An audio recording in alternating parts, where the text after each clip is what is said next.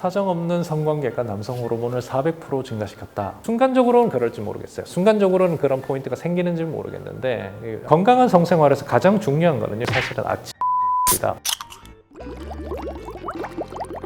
안녕하세요 여러분, 비뇨의학과 전문의 고재익입니다.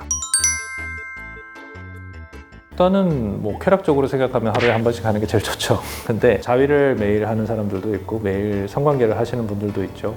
하루에 3번씩 하시는 분들도 있고 자위를 하루에 3번 하는 사람도 있습니다. 이게 숫자를 딱 정해주세요 라고 얘기를 하시는 분들이 있는데 정할 수가 없어요. 왜냐하면 사람마다 몸이 다 다르거든요. 호르몬의 작용이라든지 아니면 생식기관의 반응성이라든지 그게 다치고 거기에 무리가 생기고 염증이 생기는 정도가 다 다르기 때문에 저는 아프지 않은 범위 아니라면 횟수는 본인이 알아서 결정하면 된다라고 생각을 하는 편입니다. 자위나 이제 성관계를 많이 가지게 되면 저는 전립선의 부담을 좀 받는다라고 생각을 해요. 특히 자위 같은 경우에는 이제 손을 사용해서 그런 자극을 만들어내는데 그런 악력 같은 부분에서 이걸 조금 세게 잡게 되면 요도가 많이 자극을 받습니다. 자위를 하루에 한 번 이상 해보시면 알 거예요. 오줌들도 되게 따갑습니다. 근데 그런 부분들이 며칠이 지나도 사라지지 않고 지속될 때는 전립선에도 어느 정도 무리가 갔구나라고 생각을 하시는 게 좋아요. 자, 그러면 자위는 자위지 전립선은 왜 나와? 라고 얘기를 할 수 있습니다. 근데 전립선이 뭐냐면 방광이 이렇게 있으면 요도가 이렇게 시작되거든요. 요도가 시작되는 이 시작 지점을 감싸고 있는 밤톨만한 기관이에요. 하는 일이 뭐냐면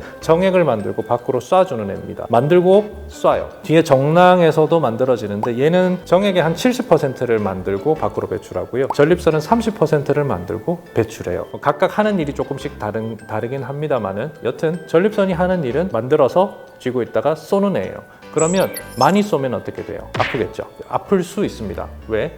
테니스 열심히 치고 나면 엘보 오잖아요. 그런 것처럼 얘를 너무 혹사시키면 얘가 물리적인 염증이 올 수 있다는 거죠. 그렇기 때문에 전립선 염이 생기면 생기는 여러 가지 증상이 있습니다만 가볍게는 오줌 눌 때 찌릿하다든지 아니 오줌을 넣어도 들른 것 같다든지 아랫배가 뭔가 뻐근한 느낌이 든다든지 조금 심해지면 고환이 한쪽씩 왔다 번갈아 가면서 그렇기도 하고 한쪽만 그렇기도 한데 뭔가 땡기는 듯이 뭔가 실을 걸어서 이렇게 잡아당기는 느낌의 그런 통증이 생긴다든지 그런 것들이 이제 전립선염의 증상인데 여기서 이제 거침없이 계속 또 1일 한 번씩 이렇게 쭉 진행하셨다 그러면 정액에 피가 나오기 시작할 수도 있습니다. 아까 말씀드린 것처럼 얘는 정액 공장이거든요. 정액의 3분의 1을 만들기 때문에 만약에 여기서 혈관이 터져버리면 만들어내는 물건에 피가 묻는 거죠. 그게 바로 혈정액증입니다. 혈정액증이 생기고 그리고 사정할 때 통증이 생기기도 하고요. 사정하고 나서 뭔가 찌릿하고 굉장히 불쾌한 통증이 2-3일씩 가기도 해요. 그런 건 이제 전립선 염의 발생을 의미하죠. 그런 게 있을 때는 하루에 한 번 안 되죠. 그럴 때는 한 달씩 쉬어주는 것도 좋습니다. 보통 저희가 요도나 방광이나 이런 이제 비뇨기과에서 하는 여러 가지 수술이 있잖아요. 그런 수술에서 비뇨기 내부 생식기에 그 점막이 회복되는 시기를 보통 한 2주 정도로 봐요. 힐링되고 나서 그리고 안정을 찾는 데까지 그거에 더블 해가지고 한 달 정도 안정을 취하는 게 좋다라고 얘기를 하는 편입니다. 그래서 우리가 혈정액증이 있는 분들에게는 염증을 줄일 수 있는 약을 드리면서 한 달은 금욕하도록 하고 한 달 뒤에 정액을 배출해가지고 색깔에 피가 나나 안 나나 이런 걸 보라고 말씀드리거든요. 그래서 하루에 한 번씩 관계를 가져도 아무 문제가 없고 커플 사이에 부부 사이에 그것이 굉장히 중요한 의미를 가진다면 얼마든지 진행하셔도 되는데 전립선 염이 생기지는 않는지 그런 포인트 정도는 생각해 보면 좋겠다. 그리고 만약에 전립선 염이 생겨서 정액에 피가 섞인다든지 사정 후에 불쾌감이 생겼다면 그럴 때는 한 달 정도는 전립선을 가만히 내버려 두는 것도 좋다라는 거. 우리가 팔 다치면 어떻게 해요? 깁스하죠. 왜 깁스를 합니까? 움직이면 안 나으니까 깁스를 하잖아요. 근데 전립선이라는 녀석은 깁스를 할 필요가 없죠. 그냥 사용하지 않고 놔두면 되는 겁니다. 그래서 한 달 정도 금욕하는 건 그런 의미가 있겠습니다.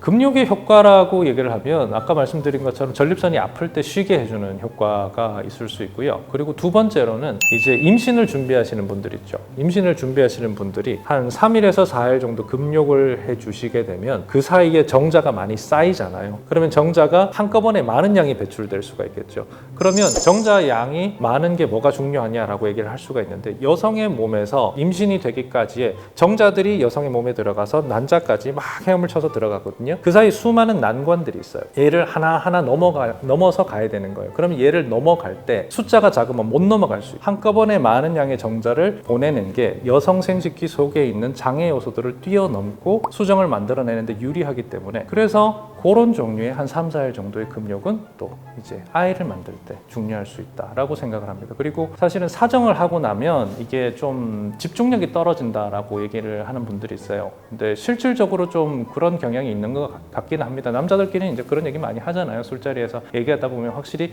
그 이후에 작업의 효율도라든지 학습의 집중도라든지 특히 이제 운동하기 전에 무게 치시는 분들 있죠. 무게 치시는 그런 분들이 그 전에 성관계를 했다든지 뭐 자위를 했다든지 이럴 때 집중해서 근육 운동을 하기가 좀 어렵다더라 그런 얘기를 들은 적이 있습니다. 그래서 목표하고 있는 어떤 상황이 있다 아니면 시험을 준비하고 있다 내가 지금 몸을 키우고 있는데 오늘 저녁에 되게 중요한 운동이 있다 오늘 뭐 다리 키우는 날이다 이런 날 이제 그 전에 낮에 관계를 가진다거나 자위를 하게 되면 그런 집중도나 수행도에 문제가 생길 수 있으니까 그런 부분에서는 또 금욕이 어느 정도 의미가 있을 수 있지 않을까 그렇게 생각을 합니다.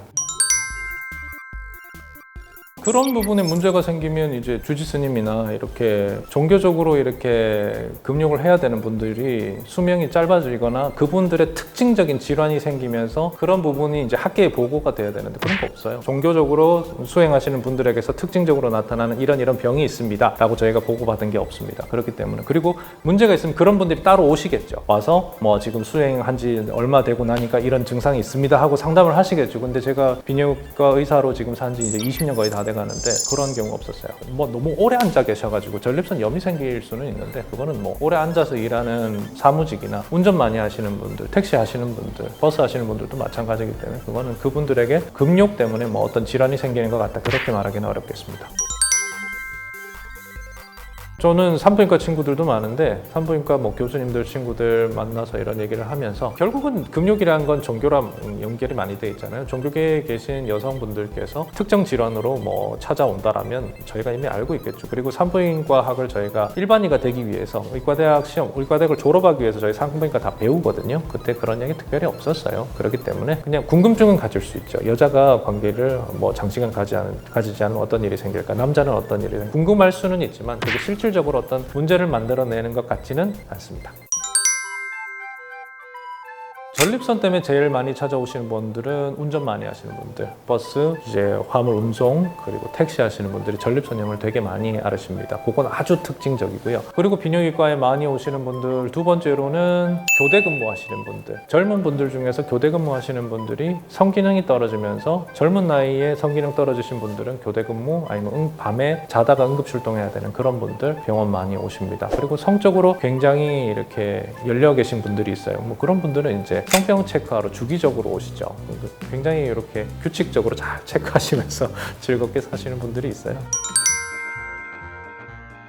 사실 비뇨기과 의사들이 자전거 싫어해요. 이게 정형외과 의사들이 스키 타는 사람이랑 오토바이 타는 사람들 좀 싫어한다는 얘기가 있습니다. 왜냐하면 이걸 하다가 사람이 너무 많이 다치니까. 비뇨기과 의사들도 전립선 염을 생각을 해서 자전거 안 탄다라고 얘기하시는 분들이 꽤 있어요. 근데 맞는 얘기기도 하고 틀린 얘기기도 해요. 왜냐하면 그런 사람은 그렇고 아닌 사람은 아니거든요. 자전거를 뭐 100km씩 200km씩 이렇게 타는 분들도 있잖아요. 그런 과정 속에서도 멀쩡한 사람들은 멀쩡합니다. 그런데 자전거라는 게 그래요. 자전거의 특징이 뭐 안장의 높이도 있을 수 있고 안장의 모양도 있을 수 있고 그리고 거기에 앉는 사람의 골반 모양, 그 사람의 자세, 그 사람의 팔다리 길이 이런 모든 요소들의 합으로 결론적으로 전립선염이 나타날 수 있는 거기 때문에 어떤 조건이 맞지 않아서 전립선염이 나타나지 않는 사람이면 자전거 얼마든지 타도 상관없는 거죠. 근데 자전거만 탔다 하면 아까 말씀드린 것처럼 오줌 낼 때 찌릿하고 사정할 때 불쾌하고 뭐 피가 한 번씩 섞여 나오기도 하고 이런 분들은 안 타셨으면 좋겠다 그렇게 말씀드리죠.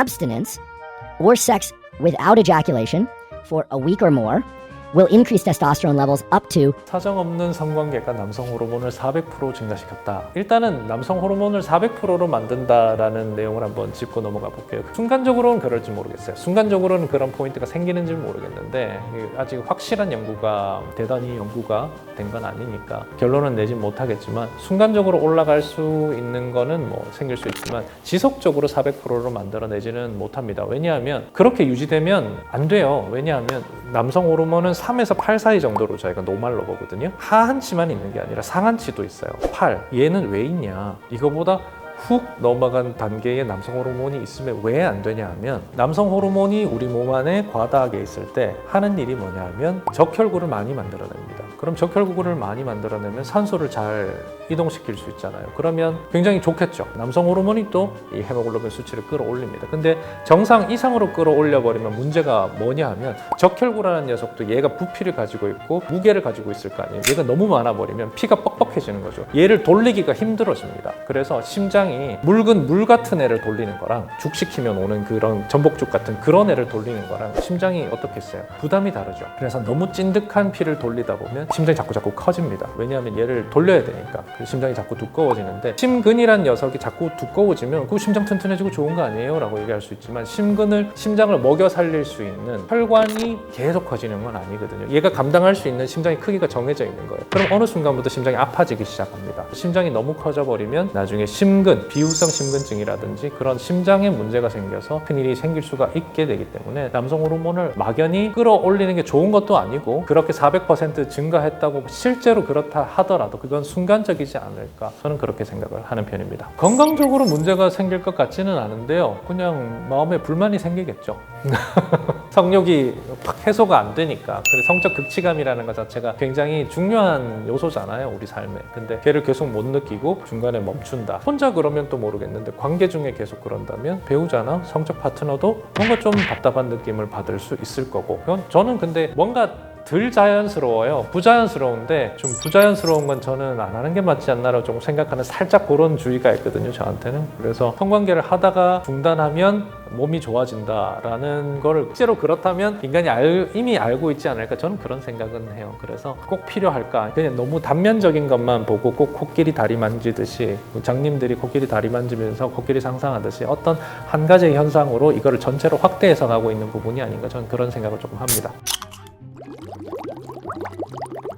전문의로서 추천할 건강한 성생활이라면 사실은 이틀에 한 번은 넘지 않았으면 좋겠습니다. 왜냐하면 매일 뭔가를 했을 때 탈나는 사람들을 제법 봤어요. 매일 뭔가를 했을 때 발생하는 문제들을 제가 몇 번 보다 보니까 이제 이틀에 한 번 정도가 좋지 않냐. 일주일에 2번, 일주일에 3번, 2-3번을 넘기는 거는 조금 무리를 일으키는 것 같은데 아프지만 않으면 그거는 본인이 선택하는 겁니다 라고 얘기를 하고요. 그리고 금욕은 본인이 상황에 따라 선택할 수 있는 거지만 거기에 대한 큰 의미를 두고 건강하기 위해서 금욕을 한다면 저는 글쎄요 라는 생각을 하고 있습니다. 그리고 건강한 성생활에서 가장 중요한 거는요, 여러분께서 모니터링을 하셔야 되는 건 뭐냐면 사실은 아침 발기입니다. 아침 발기라는 게 가지고 있는 의미가 뭐냐면 사실은 왜 생기는지 아직 잘 모른다고 해요. 그리고 특정한 뇌의 어떤 부분에서 만들어내는 게 아니라 전반적인 신경계 전체에 영향을 받아가지고 아침에 깊은 잠을 자고 있을 때 호르몬에 영향을 받았을 때 이 3가지 요소가 잘 지켜졌을 때 일어나는 게 아침 발기거든요. 그래서 아침 발기가 있다는 거는 잠도 잘 잤다는 뜻이고 남성 호르몬도 잘 나오고 있다는 뜻이고